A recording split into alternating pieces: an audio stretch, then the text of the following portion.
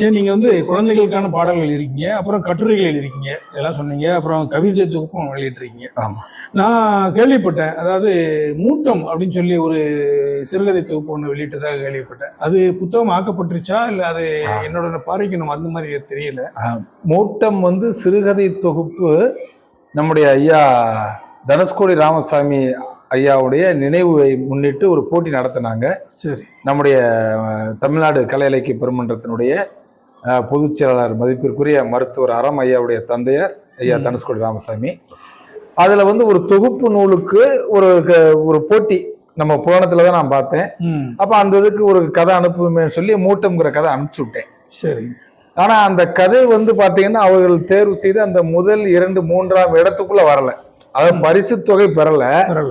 ஆனா அந்த புத்தகத்துல வந்து ஒரு 16, 17 கதைகள் சேர்த்து அந்த கதையை வந்து தொகுத்தாங்க. அதுல வந்து அதுல இருந்து நவநீத கிருஷ்ணன் ஐயா பேசினாங்க. சார், உங்களுடைய அந்த மூட்டம் கதையினுடைய தான் நாங்க தலைப்பா வச்சுக்கலாம் இருக்கோம், அதை நாங்க வச்சுக்கலாமா, பயன்படுத்திக்கலாமான்னு கேட்டாங்க. தாராளமா நீங்க வந்து பயன்படுத்திக்கலாம் ஐயா. ஏன்னா அந்த கதை வந்து கிராமத்து மக்களுடைய உணர்வுகளை சொல்லக்கூடிய ஒரு அற்புதமான கதை. ஒரு விவசாயம் செய்கிற சம்சாரி ஏன் விவசாயம் செய்யாம மூட்டத்துக்கு வந்தாங்க? மழை பொழிவு குறையுது, அப்ப வாழ்வாதாரம் ஒண்ணு தேவைப்படுது. அப்ப நம்ம ஏரியாக்கள்ல குறிப்பாக பாத்தீங்கன்னா தமிழ்நாட்டுல எல்லா மொழியிலையும் வேலி இருக்கு. ஆனாலும் கூட நம்ம விருதுநகர், தூத்துக்குடி, திருநெல்வேலி, ராமநாடு இந்த இடங்கள்ல வந்து வேலி சீமக்கர் வேலை மரம் என்று சொல்லப்படக்கூடிய வேலி மரங்கள் நிறைய வறண்ட பகுதி. அப்ப அந்த விறகை வெட்டி மூட்டம் போட்டு நம்ம அடுப்பு கறி சொல்றோம் இல்லையா, இதை வித்து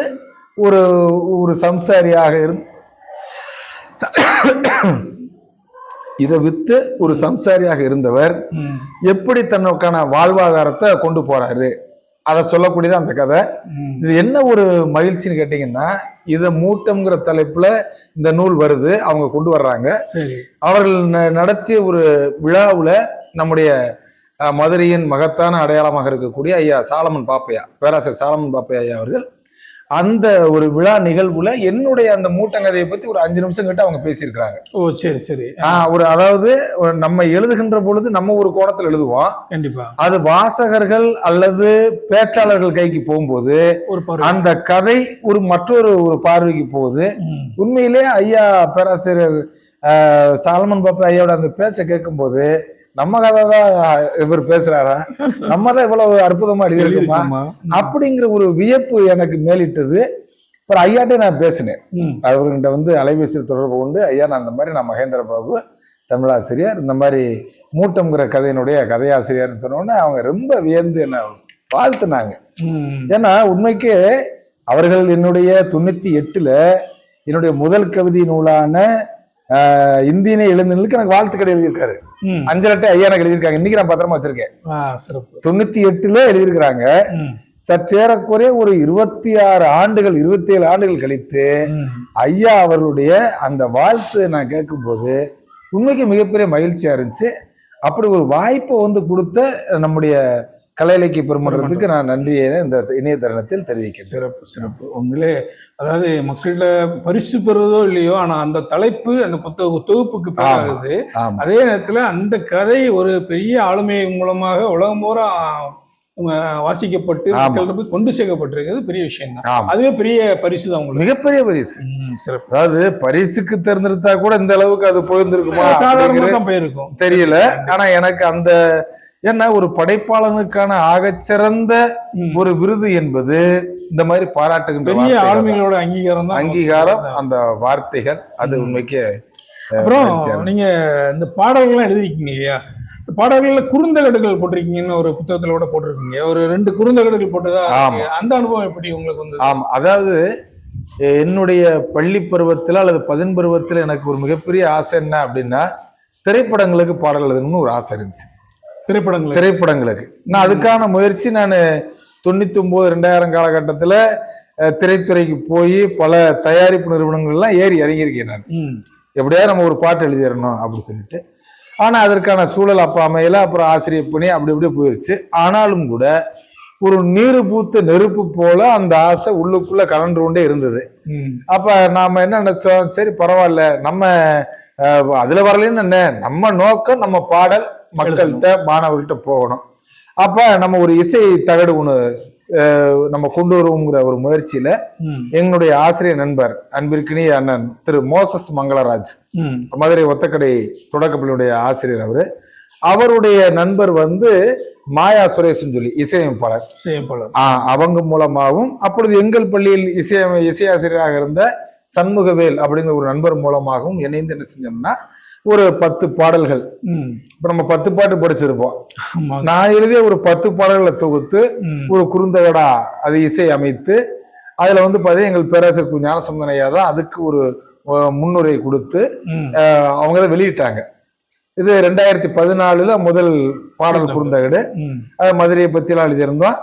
அதற்கு அடுத்து 2 ஆண்டுகள் கழித்து தினேஷ் பாபுங்கிற ஒரு நண்பர், அவர் முகநூல் மூலமா அறிமுகமானவர், அவர் மூலமா அடுத்த முதல் பாடல் குறுந்தகடு மரமும் மனிதமும், மரத்தையும் மனிதத்தையும் விதைக்கணும், அடுத்த பாடல் குறுந்தகடு மண்ணே மரமே வணக்கம் சொல்லிட்டு அதுல ஒரு 11 பாடல்கள். அதுல ஒரு பாடல் மட்டும் வந்து பாத்தீங்கன்னா வானம் கருத்து இருக்கு அப்படிங்கிற ஒரு பாட்டும், இன்னும் ஒரு பாட்டு பெற்றோரை பராமரிக்கணுங்கிற மாதிரியே அம்மா அப்பா நம்ம தெய்வம். இந்த 2 வந்து பாத்தீங்கன்னா நம்ம சென்னையில் இருக்கக்கூடிய நண்பர் ஒருவர், அவர் முகநூல் மூலமாக பழக்கமானவர், பீத்தோவான் இசை கல்லூரி, ஆமா அது வந்து ஒரு இசை பயிற்சி பள்ளியை வச்சு நடத்தக்கூடிய அண்ணன் ஜெய்கி அவர்கள் இசையில வந்து 2 பாட்டு எழுதினேன். மீதி மற்ற பாடல்கள் எல்லாமே நண்பர் தினேஷ் பாபு அவர்கள் வந்து ஒரு விசுவலி சேலஞ்சர் என்று சொல்லப்படக்கூடிய பார்வை மாற்றுத்திறனாளி. அப்படியா? அவருடைய தங்கை முதுகலை தமிழாசிரியர், அவங்களும் பார்வை மாற்றுத்திறனாளி. அவர்கள் அதுல ஒரு 2 பாடல் பாடியிருக்கிறாங்க. நம்முடைய முழுக்க ஆசிரியர்கள் தான். இதை பாடினவங்க எல்லாமே ஆசிரியர்கள் தான். இதுல என்ன ஒரு வியப்புன்னு கேட்டீங்கன்னா, மதுரையை பத்தி அதுல ஒரு பாட்டு எழுதியிருந்தேன். அந்த பாட்டை ஒரு நண்பர் பாடியிருந்தாரு. ஒரு 2 ஆண்டுகளுக்கு முன்பு நம்முடைய பள்ளி கல்வித்துறையின் சார்பில் ஒரு கலை திருவிழாவுக்கு நான் நடுவராக போயிருந்தேன். அந்த நண்பர் அங்க வந்திருந்தாரு. சரி, வந்து பார்த்தோம்னா தோழர் அப்படின்னாரு. எனக்கு முகம் மறந்து போச்சு. ஏன்னா கிட்டத்தட்ட ஒரு 7-8 ஆண்டுகள் ஆயிடுச்சு. அது வந்து 2016 நாங்க சந்திச்சு 2025. சரி, நெருக்கி 10 ஆண்டுகள் கிட்ட. இப்ப பார்த்தோம்னா தோழர் நீங்க மகேந்திர பாபு. ஆமா தோழர், நீங்க யாரு? நான் தான் அந்த மாதிரி மணிமாறன் அப்படின்னு ஒண்ணு. ஆமாமா, நான் என்ன நீங்க மறந்துட்டீங்களா? எனக்கு பாடுறதுக்கு உங்களுடைய ஆல்பத்துல வாய்ப்பு கொடுத்தீங்கல்ல. ஆமா, இப்ப நீங்க என்ன பண்ணிருக்கீங்க, என்ன பண்ணிட்டு இருக்கீங்கன்னு. நான் இப்ப திரைப்பட பாடலாசிரியர் இருக்கேன்னாரு. எனக்கு வியப்பா போச்சு. அப்படியே என்ன பாட்டுங்க, என்ன பாட்டு எழுதிருக்கீங்க அப்படின்னு. இந்த கஞ்சா பூ கண்ணால அது நான் தான் எழுதுனது அப்படின்னு எனக்கு உண்மைக்கு வியப்பா இருந்துச்சுங்களா. அவர் வந்து யாருன்னா நம்ம மதுரை மணிமாறன். இப்ப அவர் ஊர் வந்து பாத்தீங்கன்னா கருமாத்தூர் மணிமாறன் பேர்ல இப்ப திரைப்படங்களுக்கு அவர் பாடல் எழுதிட்டு இருக்கிறாரு. எனக்கு என்ன ஒரு பெருமை அப்படின்னா, நம்ம திரைப்பட பாடலாசிரியர் நினைச்சோம், நம்ம ஆல்பத்துல வாய்ப்பு கொடுத்த ஒரு நண்பர். அது அவர் சொன்னாரு, எனக்கு நீங்க பாட வாய்ப்பு கொடுத்தீங்களேன்னு அவர் சொன்னாரு. அவரு உண்மைக்கு எனக்கு ரொம்ப பெருமையா இருந்துச்சு. நான் பாடலாசிரியரா மாறி இருந்தாலும் கூட அவ்வளவு பெருமையும் மகிழ்ச்சியும் அடைஞ்சிருக்க மாட்டேன்.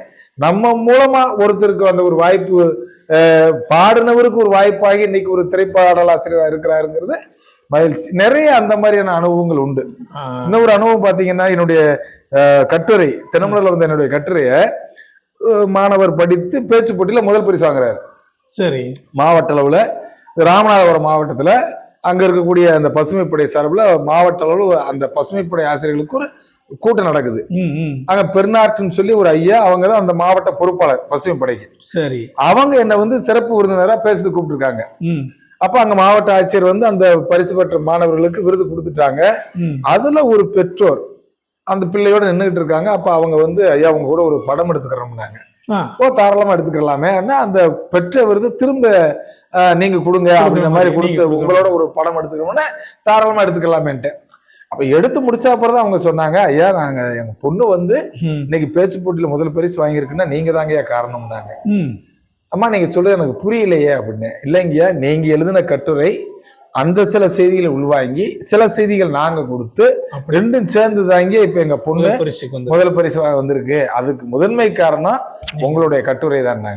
உண்மைக்கு அது எனக்கு ரொம்ப வியப்பா இருந்தது. அப்படி நிறைய அனுபவங்கள் எனக்கு. மதுரை ஒத்தக்கடை மேல்நிலை பள்ளியில ஒரு போட்டி, என்னுடைய மதுரை பாட்டு, அதுல வந்து மாவட்ட அளவுல நடனத்துல முதல் பரிசு வாங்குறாங்க, மாநில அளவுல நடத்த 2வது பரிசு வாங்குறாங்க. அப்ப அங்க நடந்துகிட்டு இருக்கு. அதுல ஒருத்தங்க இந்த பாட்டு நல்லா இருக்கு, யார் எழுதுனதுன்னு கேக்குறாங்க. நான் பக்கத்துல நின்றுட்டு இருக்கேன். சரி. அப்புறம் என்ன பார்த்த ஒரு ஆசிரியர் வந்து, இல்லங்க இந்த பாட்டு ஐயா எழுதின பாட்டு. ஐயா நீங்க எழுதுனதா?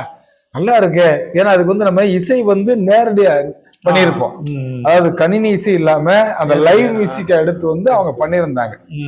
அந்த மாதிரி நிறைய, அதே மாதிரி என்னுடைய வானம் கருத்துங்கிற பாடல் வந்து பாத்தீங்கன்னா சேலம் மாவட்டத்துல பள்ளிக்கல்வித்துறை சார்பில் நடைபெற்ற நடனத்துல மாவட்ட அளவுல முதல் பரிசு. சரி சரி. நிறைய பதின்ம பள்ளிகள் கல்லூரிகள்ல எங்கேயோ ஒரு பக்கம் நம்ம பயன்படுத்திட்டு இருக்கோம். அதான் நம்முடைய பயணத்துல பயன்படணும் நம்ம. நீங்க அதாவது அவங்களோட அந்த மனசு இருக்கு, அந்த எண்ணம் இருக்கு பாத்தீங்களா, நான் பண்றேன், என்னை வச்சு இவங்க பண்றாங்க, ஆனா அவங்க நல்லா இருக்கணும், அவங்க நல்லா வளர்ந்துருக்காங்க, அதை பார்த்தா எனக்கு சந்தோஷமா இருக்குன்னு சொல்றீங்க பாருங்க. இந்த மனசு தான் உங்களோட பயணத்தின் அழகா கொண்டு போயிட்டு இருக்கு. நீங்க சொன்னீங்க இலக்கு இல்லாத வேணும், இலக்கு இல்லாமல் இல்லை, ஆனா இலக்கு இருக்கு, இதுதான் இலக்குன்னு இல்லாம நல்லதா செய்யணும், அதுதான் இலக்கு. அதுவா போய்கிட்டு இருக்கு. ஆனா எல்லாருக்கும் நல்லது பண்ணிட்டே இருக்கு. இதுல இன்னொரு மகிழ்வான செய்தி கேட்டீங்கன்னா, நான் பள்ளிகள் கல்லூரிகளுக்கு பேச போகும்போது எங்களுடைய உடற்கல்வி ஆசிரியர் முத்துராஸ் அவர்கள் என் கூட வருவாரு. சரி. நேரம் கிடைக்கும் போது வருவாரு. அவர் அது நான் பேசுற பேச்ச கேட்பாரு. சமீபத்தில் அவர்கள் படித்த பள்ளி தேனி மாவட்டத்தில் ஒரு பள்ளிக்கு முன்னாள் மாணவர்கள் சந்திப்புன்னு ஒண்ணு போனாரு. சரி. போயிட்டு வந்துட்டு அங்க பேச வேண்டியவர் வேற, ஆனா இவர் பேசுறாரு. பேசுறதுக்கு வாய்ப்பு. திரும்ப வந்த உடனே அவர் என்கிட்ட சொன்னது, ஐயா அந்த மாதிரி பேசினேன், என் பசங்களாம் ரொம்ப சந்தோஷப்பட்டாங்க. என்னப்பா இந்த அளவுக்குலாம் நீ அப்ப படிக்கும்போது பேச மாட்டியே அப்படின்னதுக்கு, இல்ல எங்க ஐயா தமிழையா கூட நான் நிறைய நிகழ்வுகளுக்கு போவேன், அவர் பேசுறத நான் கேட்பேன், அந்த கேட்டு அந்த அந்த செய்தியை உள்வாங்கினது இன்னைக்கு வந்து நானும் பேசுறதுக்கு அளவுக்கு வந்திருக்கேன்னா உங்க கூட பயணப்பட்டதாயா அப்படிம்பாங்க. இப்ப நாங்க என்ன சொல்லுவோம்னா, எங்கள் பேரரசுக்கு ஞானசம்பந்தன் ஐயா நாங்க அவங்களோட பயணப்படுவோம். அப்ப அவங்க சொல்றது, அவங்க எல்லாம் பேசும்போது அவர்களா இருக்கட்டும், ஐயா சன்னாசியாவாக இருக்கட்டும், இவங்க என்ன சொல்லுவாங்கன்னா, இந்த புத்தகத்தை படிங்க, இந்த புத்தகத்தை படிங்கம்பாங்க. ஒரு பேச்சு 3/4 மணி நேரம் 1 மணி நேரம் கேட்டுட்டு போயிடக்கூடாது. கண்டிப்பா. அதை நம்ம அப்பப்போ அசை போடுகின்ற பொழுதெல்லாம் அவங்க சொன்ன நமக்கு நெஞ்சுக்குள்ள நின்றுகிட்டே இருக்கணும். ஆமா, நிச்சயமா. அதான் அந்த வகையில் அது ஒரு வாய்ப்பு. கடந்த ஒரு 2 வாரத்துக்கு முன்னாடி பாத்தீங்கன்னா மதுரை ஒத்தகரை ஒரு பட்டிமன்றம் போட்டோம். அதுக்கு நான் நடுவர். அப்புறம் 2 தமிழாசிரியர் பெருமக்கள் பேசுறாங்க, 2 மாணவிகள் பேசுறாங்க. அதுபோல நான் கல்லூரி மாணவிகளுக்கு நடுவராக இருந்து பட்டிமன்றம் நடத்தியிருக்கிறேன். பள்ளிகள்ல மாணவர்களுக்கு நடுவராக இருந்து நடத்தியிருக்கிறேன். பதின்ம பள்ளிகள்ல ஆசிரியர்களுக்கு நடுவராக இருந்து நான் பட்டிமன்றம் நடத்தியிருக்கேன். ஓ சரி சரி சரி. ஆமா, அதாவது இந்த பட்டிமன்றம்ங்கிற நோய்க்கு நம்ம ஓடல.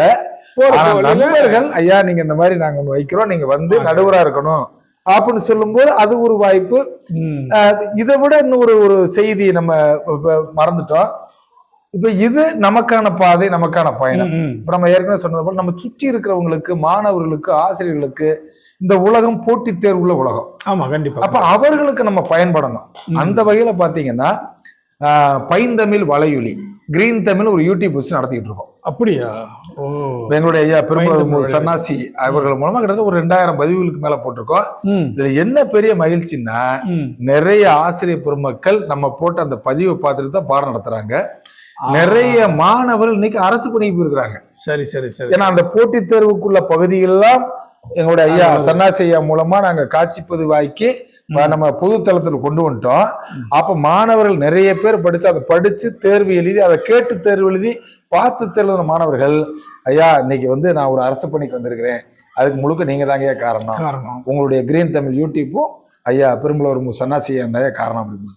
அதே போல அந்த கொரோனா காலகட்டத்துல நாங்க சிலப்பதிகாரத்தை பதிவு பண்ணோம். சரி. அப்ப ஆஸ்திரேலியால ஒரு பொண்ணு நம்ம போட்ட பதிவை வச்சு அதை ஆய்வடைய முடிஞ்சுது. அட்டை டு அட்டைங்கிற மாதிரி எல்லா வரியா அதுக்கு விளக்கம் கொடுத்து போட்டிருக்கோம். இப்ப வந்து புதிய முயற்சியா திருக்குறள் இப்ப பொருளாதாரம் நடத்திக்கிட்டு இருக்கோம். அப்படியா? 71வது அதிகாரம் கிரீன் தமிழ் யூடியூப்ல போயிட்டு இருக்கு. அது போல ஆன்மீகம் தொடர்பாக, அதாவது 5ஆவதுல இருந்து IAS படிக்கிற மாணவர்கள் வரைக்கும் நம்ம பதிவு எல்லாருக்கும். அதனால யாருக்கு தேவையோ எல்லாம் வந்துக்கிறலாம்.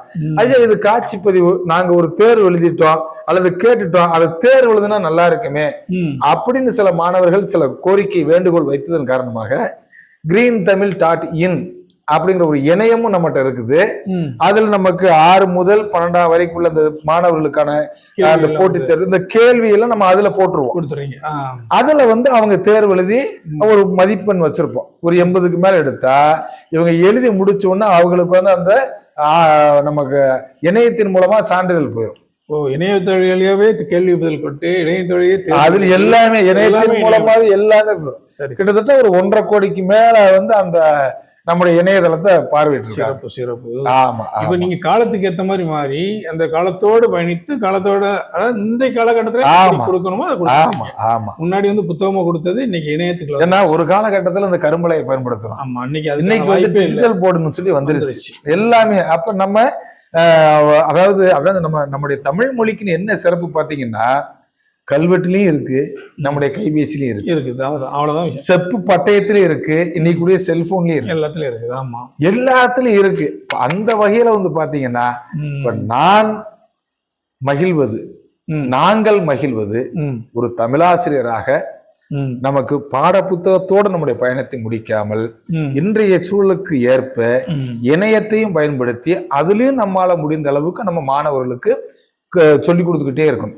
கண்டிப்பா சொல்றோம்ல, ஓதாமல் ஒரு நாளும் இருக்க வேண்டாம்ங்கிற மாதிரி நம்ம ஏதாவது நம்மால முடிஞ்சத வகுப்பறையின் வழியாக இல்லை, நான் சொல்வேன் இணையத்தின் மூலமாக உங்கள் இதயத்தை தேடி நாங்கள் வருவோம் அப்படின்னு சொல்லுவோம். அந்த வகையில வந்து கிட்டத்தட்ட பெரும்பாலான செய்திகளை வந்து உங்களோட பகிர்ந்துகிட்டேன், நம்முடைய நேயர்களோடும் பகிர்ந்துகிட்டேன். நிச்சயமாக இதை பார்ப்பவர்கள் இது வந்து எங்களுக்கான பெருமை கிடையாது, இதை பார்க்கக்கூடியதுல யாராவது ஒரு 10 பேர் நம்ம எழுத முயற்சி செய்வோம், நம்ம பேச முயற்சி செய்வோம், அதை நம்ம ஒரு புத்தகம் எழுதுவோம்.